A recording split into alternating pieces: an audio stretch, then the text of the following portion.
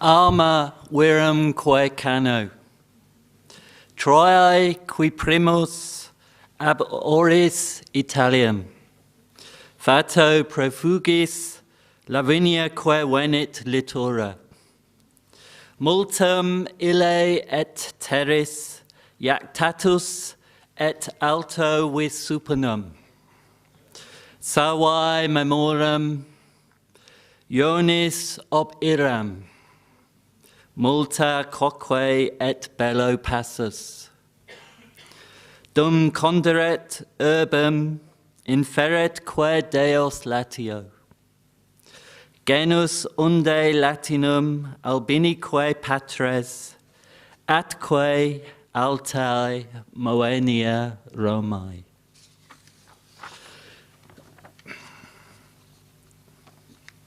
Thus opens the most famous epic after the work of Homer's Iliad and Odyssey.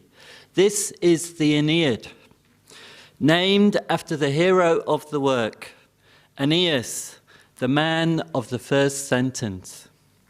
It was written in the late 1st century BCE by the Roman poet Publius Virgilius Maro, or, as we know him, Virgil.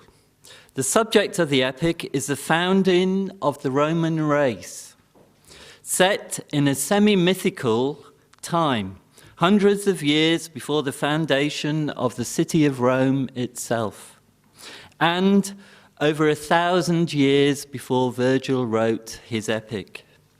Although we are reading a prose translation, the original was a poem which was meant to be read out loud, as all Romans were meant to read their books. Virgil began writing the Aeneid in 29 BCE. He was still revising it 10 years later when, in 19 BCE, after going sightseeing in Greece, on a very hot day, he became ill and unfortunately died on his way back to his homeland of Italy.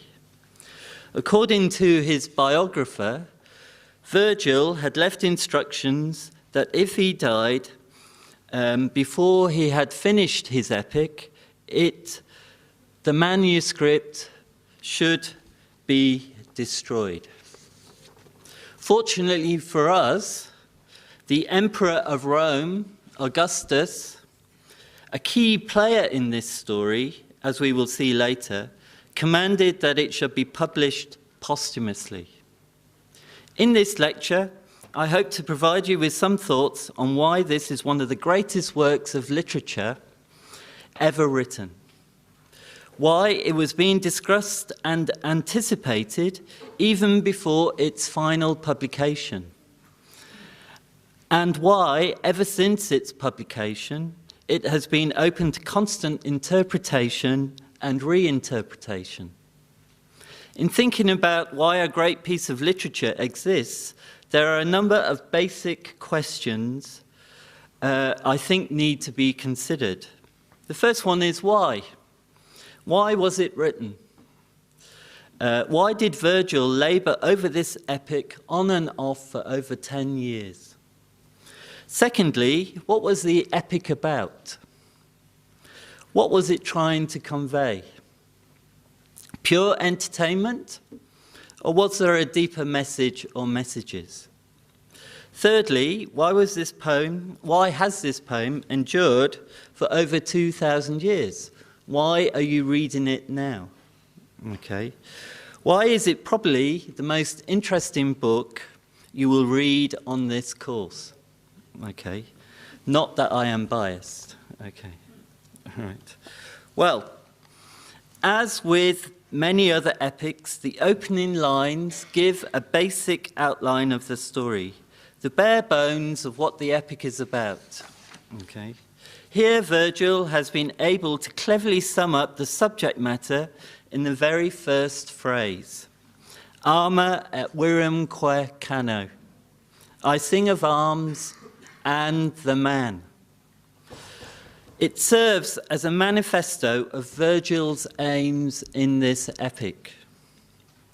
Let's investigate the meaning of this phrase further.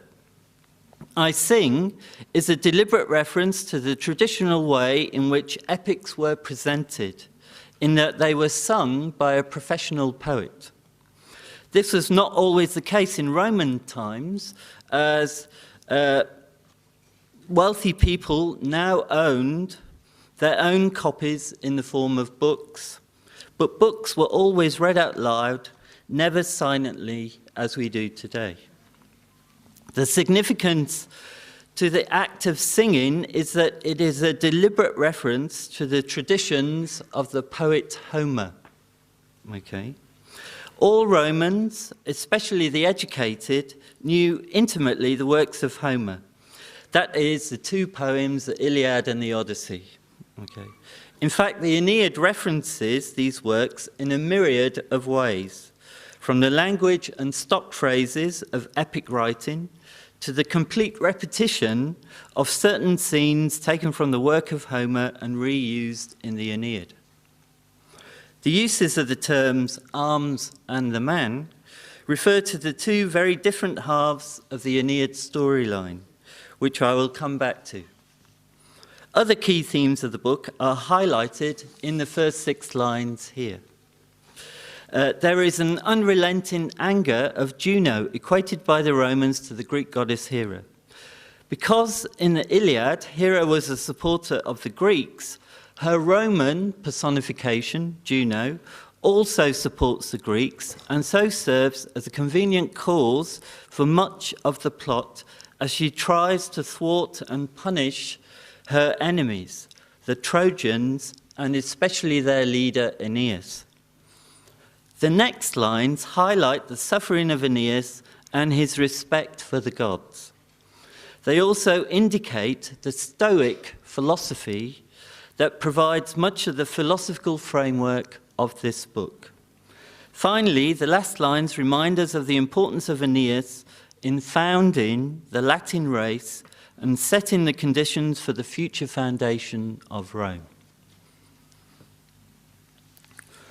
The first 6 books deal with the man, the hero, Aeneas, a Trojan hero, known from the Iliad, and recounts the exploits and wanderings around the Mediterranean of a band of Trojan fugitives led by Aeneas from the sacked city of Troy.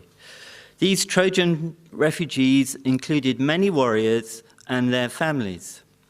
Aeneas himself travelled with his father Aeneas and his son Ascanius, aka Iulus. In telling the adventures and travels of Aeneas and his companions, Virgil echoes closely the wanderings of the Homeric Odysseus. In this case, the thrust of the narrative is concerned with the journey of the hero Aeneas in search of a new homeland. Okay. Unlike in the Odyssey, the places Aeneas and his Trojan followers, a mix of warriors and their families, stop at, are named as real places by Virgil. By doing this, Virgil wished to authenticate the legend of the founding of the Roman race by Trojans, to be as truthful and as real as possible. The second part of the book is very different in character to the first half. This is concerned with arms. For a large section of the last 4 books are dominated by descriptions of a brutal war between the Trojans and local tribes, as the Trojans seek to establish a settlement in Italy. This second part, therefore, is a conscious reworking by Virgil of the Iliad. This free use of the themes and elements of Homer's work occurs on many levels. For example, instead of an angry Poseidon preventing Odysseus' return home, in the Aeneid, we see throughout the book a wrathful goddess Juno who seeks at every turn to thwart Aeneas and prevent him from reaching his fated destiny. The anger of the goddess Juno is a characteristic that she exhibits throughout the Aeneid, as does at times Turnus, the other great enemy of Aeneas. The other main character, Dido, displays vividly the emotion of passionate love. These high emotions of anger and love were seen as very un-Roman characteristics. Hence, one of the most important tasks of Aeneas is to represent the best of Roman values and traditions. Therefore, the personality of Aeneas was constructed by Virgil to reflect the Roman character, to be a model Roman, an exemplar of Roman society. Roman society idealized itself as a conservative, sober, and upright society with a particular way of life. It saw as strict about order, and it cared greatly about tradition. As we can see in this slide here, this is a typical ideal of what a Roman should be. Okay, we see a Roman aristocrat looking severe and serious and portrayed with portraits of his ancestors. It's a very good symbol of what were the ideals of Roman society at the time. Okay, now as such, this society tried to aspire to and maintain a certain set of values which helped it preserve the image of itself. Roman society was a patriarchal society, in that it was expected of the head of the family, the paterfamilias, meaning father of the family, to make the key decisions for the family and continue the Roman traditions and way of life. Some of the key values epitomized by Aeneas are listed on the fly sheet that you've been given. Okay. So we have aspects like virtus. Okay. This was the most important. Only Roman men could possess this virtue. It signaled manliness or mental strength and physical strength. We also have ideas such as pietas. Both Roman men and women were expected to possess a great deal of this. Though similar to piety, it is not directly translatable to that term. Okay, it was more than that. It was a mixture of duty, devotion, and loyalty. And then we also have this term gravitas, okay, which is very important to the Romans. This signifies integrity, okay, and a kind of dignified reserve whilst you did your duty. Okay, all these were important, as was the idea of humanitas, which was the expected civilized behavior of Romans. Okay. Oh, okay. Now, the wild display of emotion by such as Juno and Dido and Turnus was also against the teachings of the main philosophical school which underpins much of the Aeneid, that of Stoicism. Okay. Stoicism is not the only philosophy used by Virgil. Some parts are informed by Epicureanism. Okay. However, Stoic ideals were adopted by many Romans as they were very similar in many ways to the traditional Roman ideals and values. In contrast to Epicureans, Stoics believed in the interference by the gods in human affairs. Okay. Crucially, Stoics believed strongly in moral and intellectual perfection, which could only be achieved through indifference to the emotions, such as fear, envy, passionate love, anger that could rule the reason of the mind. Stoicism, therefore, stressed the importance of reason, public duty, and the endurance of suffering in order to reach happiness, something which may only be reached in the afterlife. Therefore, Aeneas tries to instill Stoic ideals and morality, and for the most part is successful in doing this. However, Aeneas' final act, in which he loses his temper and becomes controlled by anger, has been seen as a lapse from the Stoicist ideals earlier in the book. But we will come back to this later on. A key episode in the first half of the epic is the relationship between Queen Dido and Aeneas. In Book 4, Virgil skillfully captures the essence of what it feels like to be in love. Okay. The love of Dido and Aeneas, as represented in this picture here, has over the ages become a very popular motif in literature, art and music, and opera. Okay. Here, in this 19th century painting, we see a representation of Dido enraptured by the young hero Aeneas, and with Cupid standing by her. In this 17th century work, Dido and Aeneas are shown engaged on the hunt in which Aeneas is married to Dido.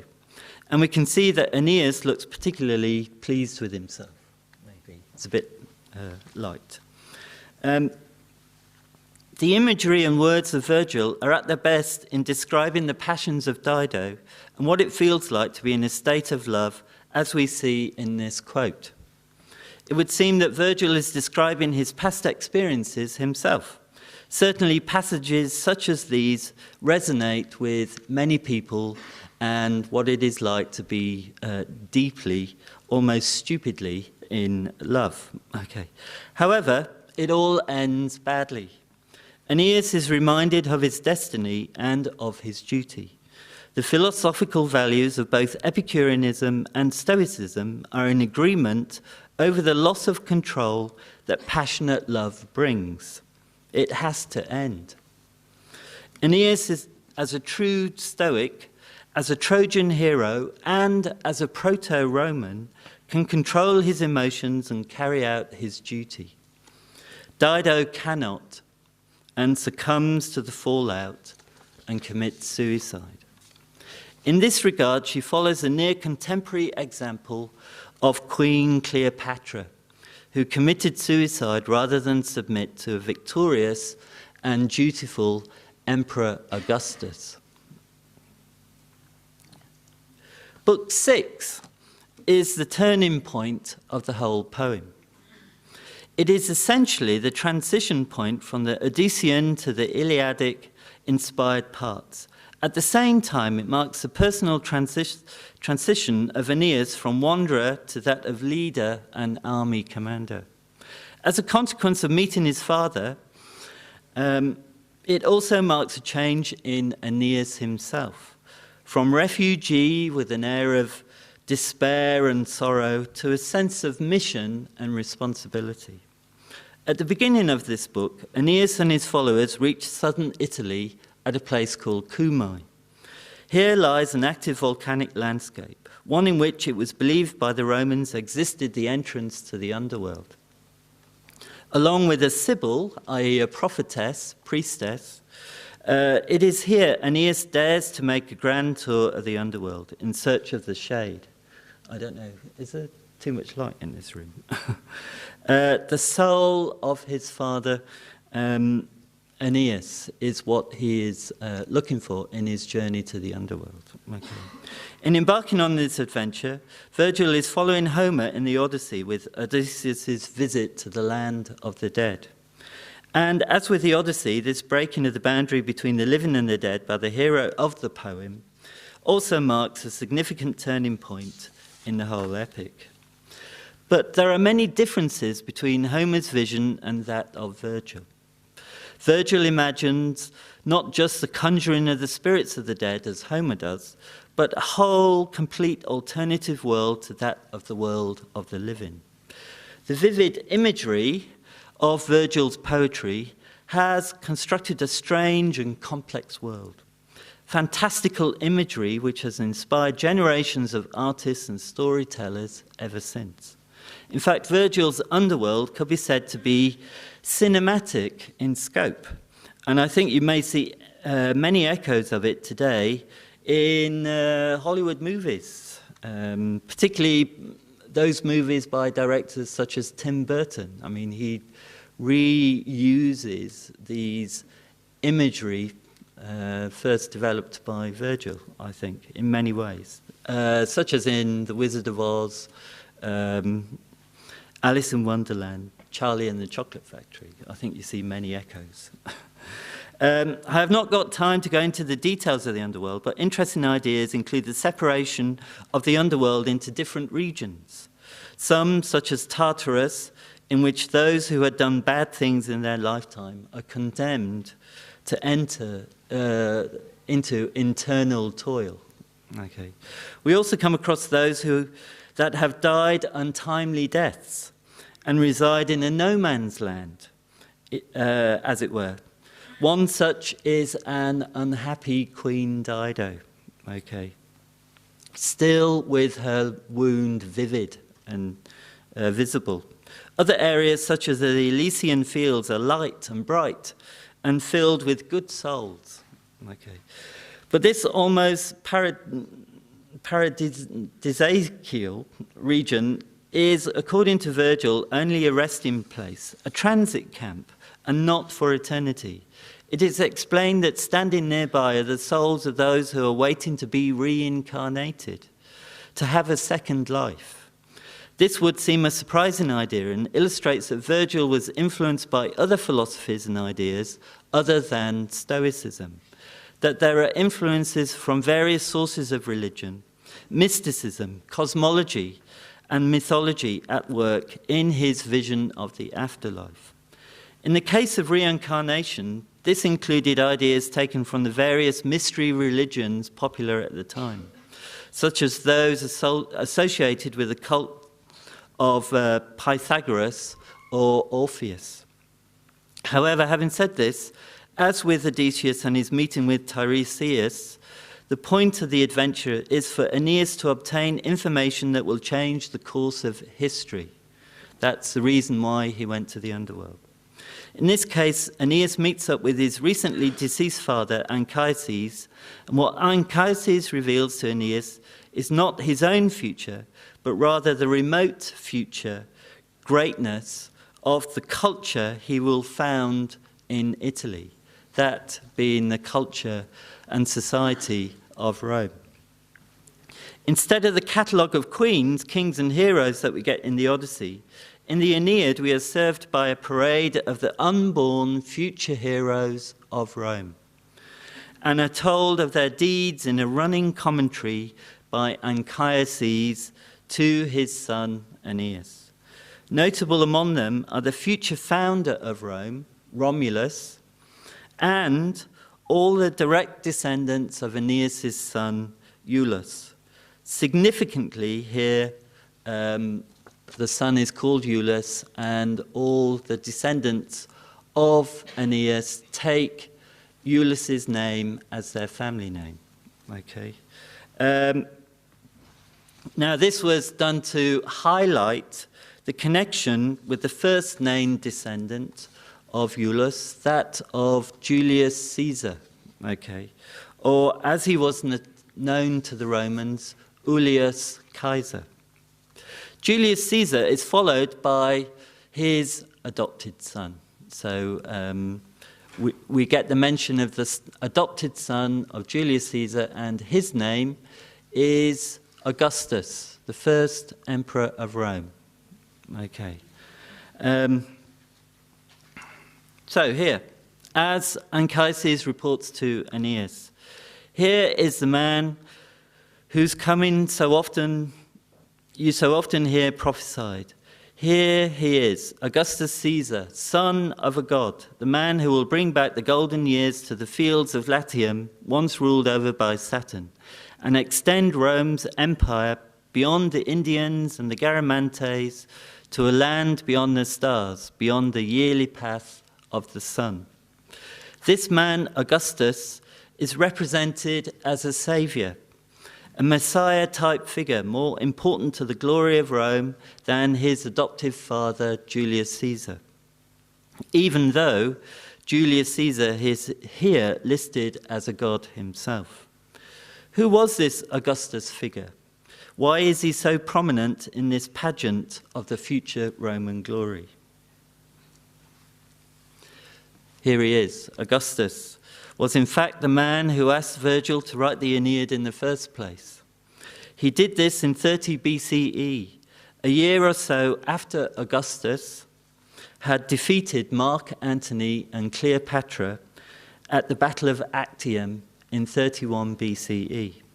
And so, by doing this, Augustus became the sole ruler of the Roman Empire, okay, the most powerful man on the planet at that time.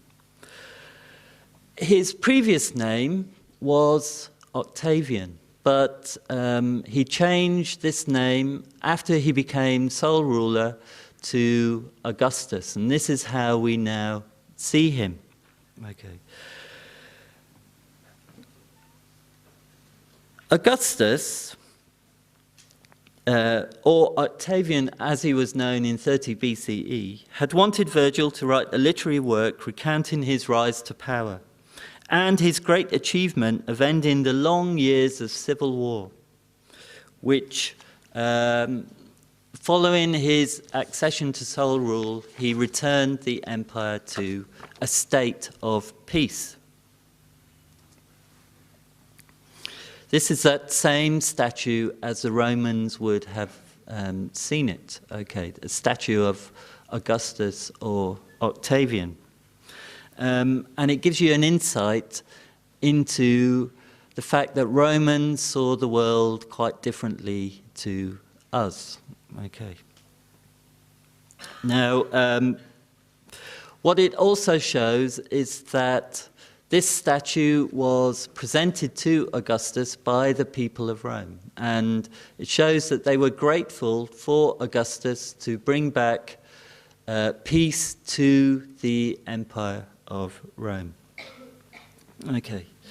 Now, Augustus wanted to declare his glory, and he wanted Virgil to write this epic poem about Augustus's own achievements. Okay. And so at the age of 40, Virgil accepted this project. Okay. But he decided not to write the poem directly about Augustus himself, but to allude to Augustus in a more subtle and powerful way by emphasizing Augustus's role as the heir of Aeneas. Okay.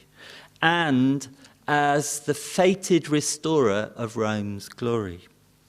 The Aeneid was one project of many instigated during this time as part of a renaissance of Roman culture and a renewed confidence in the destiny of Rome.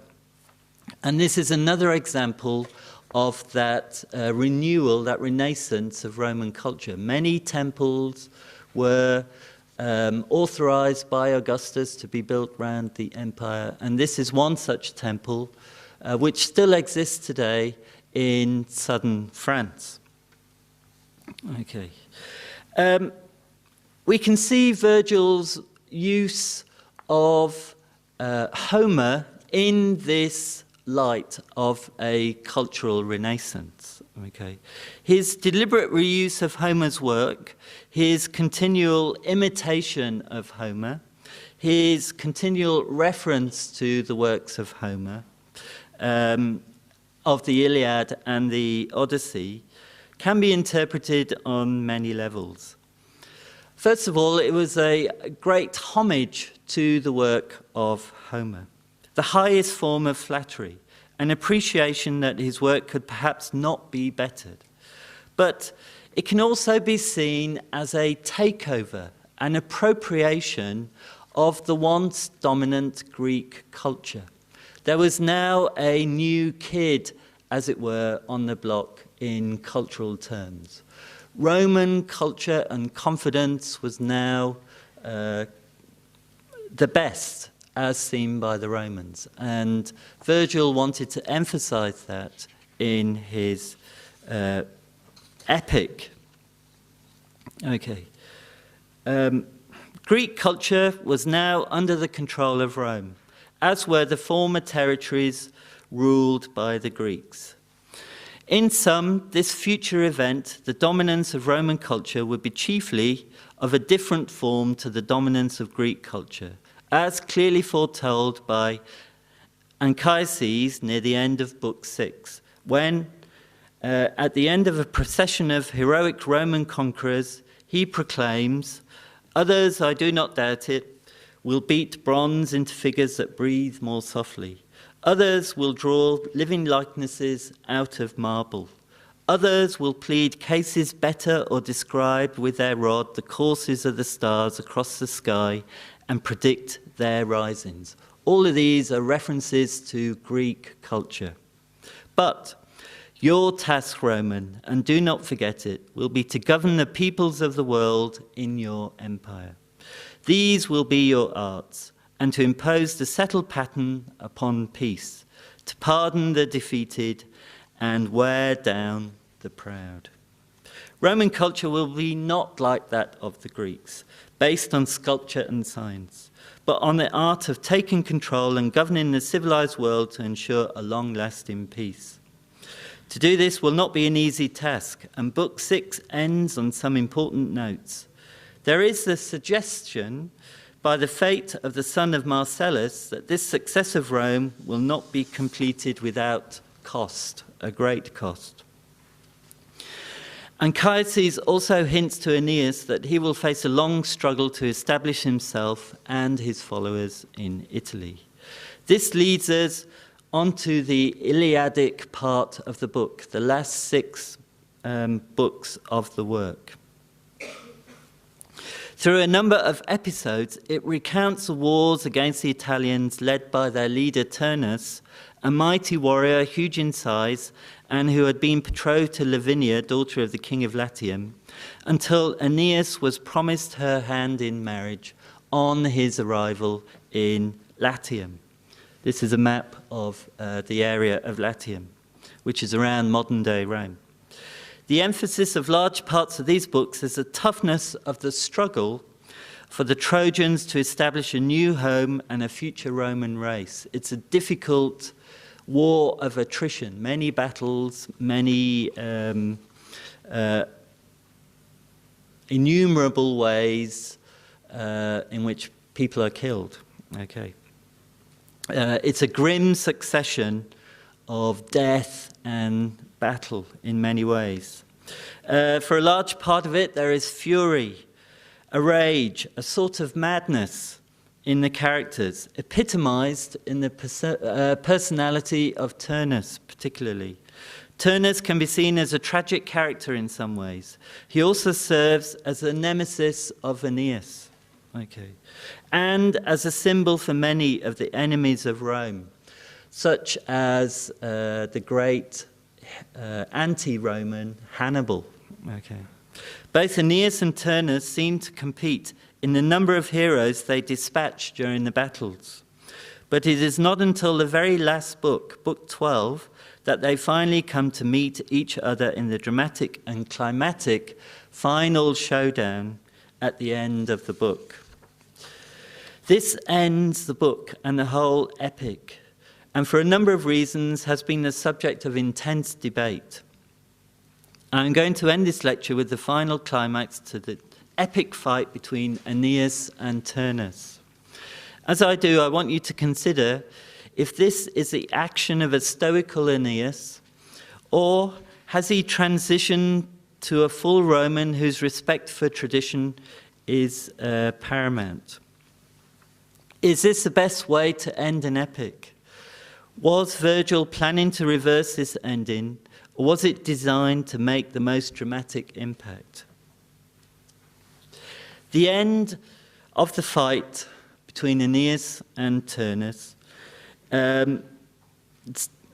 commences when Aeneas sees that Turnus is wearing a belt that he has taken from the body of Pallas, a young hero and friend of Aeneas, who Turnus has killed earlier in the war. Aeneas feasted his eyes on the sight of this spoil, this reminder of his own wild grief. Then, burning with mad passion and terrible in his wrath, he cried, "Are you to escape me now, wearing the spoils stripped from the body of those I loved? By this wound which I now give, it is Pallas who makes sacrifice of you. It is Pallas who exacts a penalty in your guilty blood." Blazing with rage, he plunged the steel full into his enemy's breast. The limbs of Turnus were dissolved in cold, and his life left him with a groan, fleeing in anger down to the shades. And that is the end of the epic. Okay, so as a summary then, this lists some of the main points why the Aeneid is important, and which I think you should consider when looking at the Aeneid. Okay.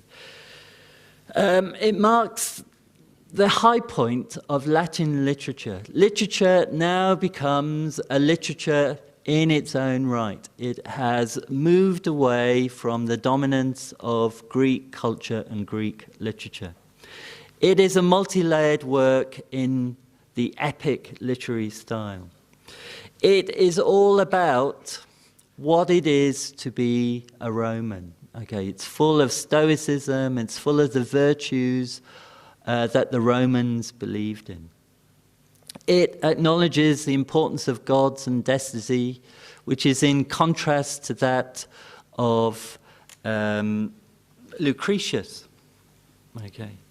It's informed mainly by Stoic philosophy. It gave Rome its own mythological hero on an equal to that of Odysseus and the heroes in the Iliad. Okay. And Virgil cleverly legitimizes Roman dominance by linking Rome directly to the mythical heroes of Troy. Okay, thank you very much.